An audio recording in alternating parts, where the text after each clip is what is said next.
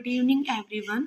Last video में हमने start किया था सीपीयू शेड्यूलिंग, जिसमें मैंने आपको करवाया था फर्स्ट कम फर्स्ट सर्व का एल्गोरिदम। तो आज की वीडियो में मैं नेक्स्ट आपको करवाने जा रही हूँ, वो है शॉर्टेस्ट जॉब फर्स्ट। ठीक है, इसमें क्या होता है कि हमें एंटीनेट में इसके ज़्यादा क्वेश्चंस आते हैं। जैसे मैंने देखा है कि 2-3 बार तो इसका ही आया हुआ था, शॉर्टेस्ट जॉब फर्स्ट वाले का निकालना। तो वो हम कैसे करेंगे वो मैं आपको करके बताऊंगी।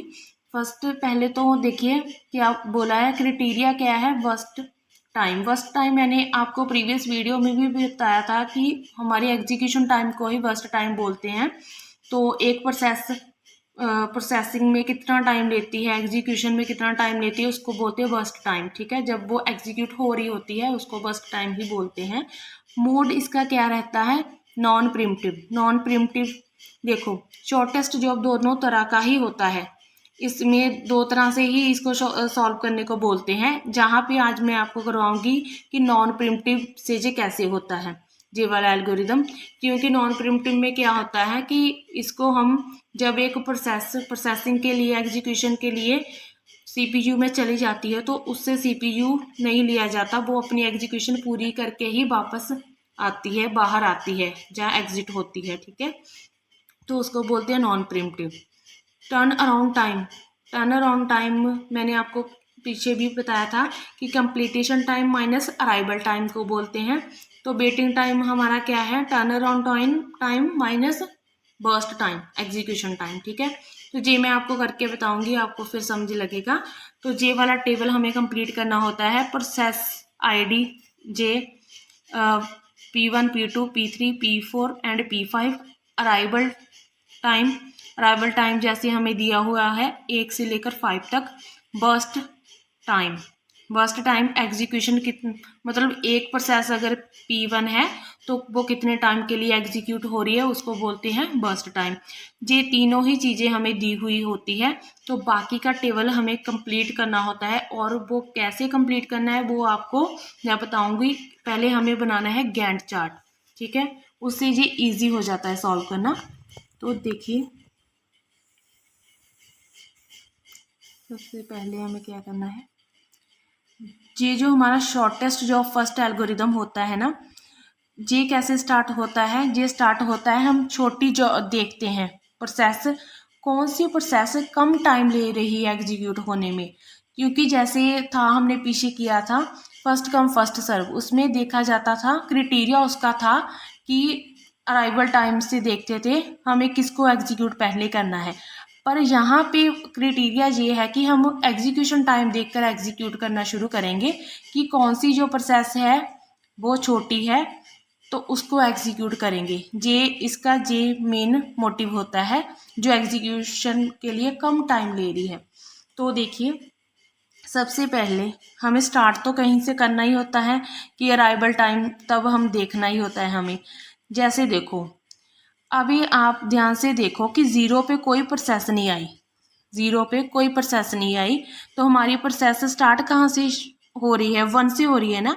तो 0 से लेकर 1 तक हमारा जो CPU है ना वो आइडल है। तो ये कई बार बच्चे गलती कर देते हैं, ये वाला लिखते नहीं हैं, टाइम सीधा स्टार्ट कर देते हैं। तो 0 और 1 पर कोई भी प्रोसेस CPU में एग्जीक्यूट होने के लिए नहीं आई थी, तो उसको बोलते हैं आइडल टाइम। तो उस टाइम के लिए जो हमारा CPU था ना वो आइडल ही रहा, कोई प्रोसेस आई नहीं एग्जीक्यूशन के लिए। तो 1 पे हमारे पास कौन सी प्रोसेस आई, देखो 1 पे हमारे पास आ गई थी P1। तो P1 से हम स्टार्ट कर देंगे। P1 हमारी 1 पे आ गई थी, तो ये कितने टाइम तक चली, 7 तक।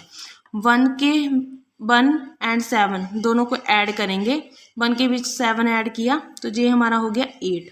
ठीक है, तो अभी ध्यान से देखो क्यू में हमारे पास सारी की सारी प्रोसेसेस आ गई। देखिए ध्यान से आ गई ना, 1 2 3 4 5 8 के बीच आ गई हैं। ठीक है, अभी हम देखेंगे कि हम किसको एग्जीक्यूट करेंगे। ठीक है, तो हमें कैसे देखना है, जैसे यहाँ पे क्या दिया है इसका क्राइटेरिया बर्स्ट टाइम।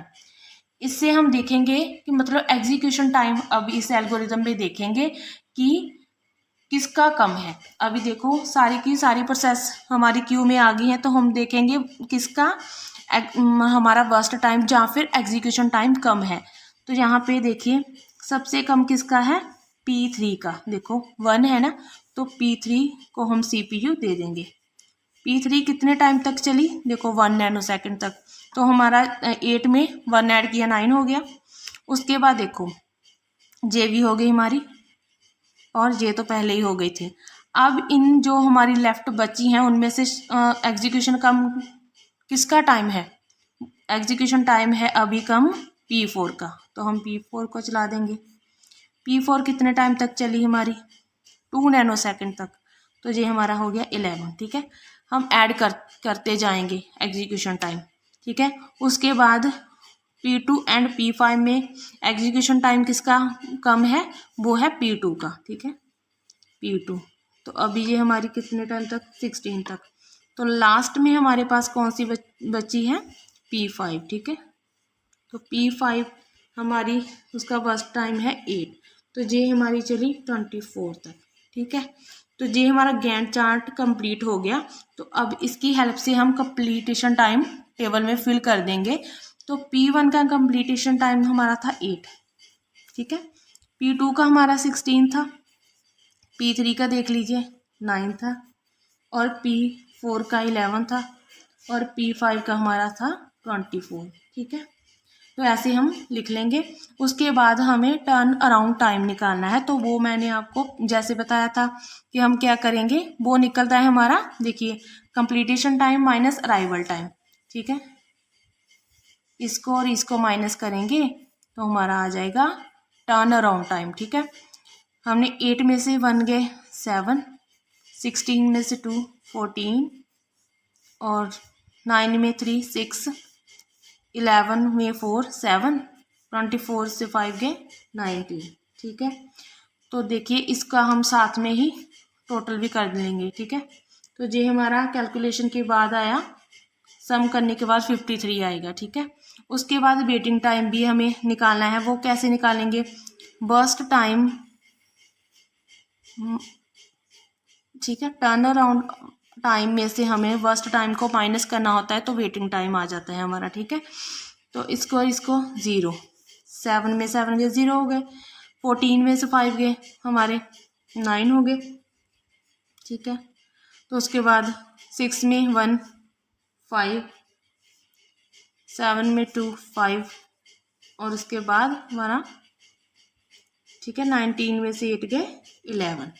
तो इसको भी हम ऐसे ऐड कर लेंगे। तो ये हमारा हो गया 30। सम करने के बाद आएगा 30। तो देखिए अभी हमने क्या निकालना है, एवरेज टर्न अराउंड टाइम, जो कि हमें एग्जाम में पूछा जाता है। वो कैसे निकालते हैं, हमें क्या करना होता है, turn around time minus number of process जो हमारी होती हैं। ठीक है, नंबर ऑफ प्रोसेस,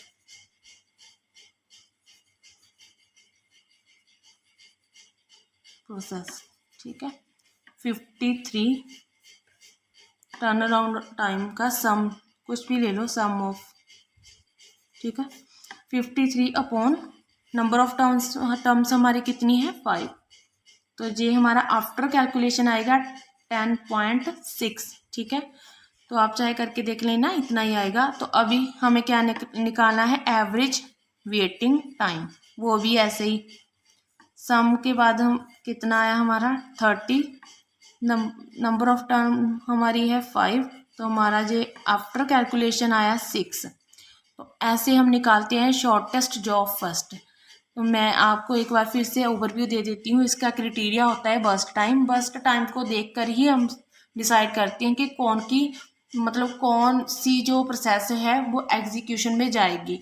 तो मोड इसका रहता है नॉन प्रीम्प्टिव। ठीक है, नॉन प्रीम्प्टिव का मतलब ये है कि जो प्रोसेस एक बार एग्जीक्यूशन के लिए सीपीयू में चली गई वो पूरी की पूरी कंप्लीट होगी, बीच में कोई भी इंटरप्शन नहीं आएगी।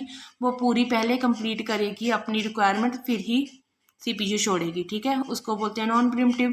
टर्न अराउंड टाइम मैंने पहले ही बता दिया, completion time minus arrival time. तो वेटिंग टाइम का भी फॉर्मूला लिखा है, turn around time minus worst time. तो ऐसे अगर आपको एग्जाम में आए तो आपको ऐसे ही सॉल्व करना है।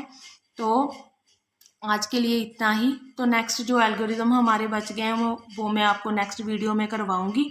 तो आज के लिए बस इतना ही। तो आपको अगर मेरी वीडियो अच्छी लगी है आप इसको लाइक शेयर एंड सब्सक्राइब जरूर करना। Thank you everyone.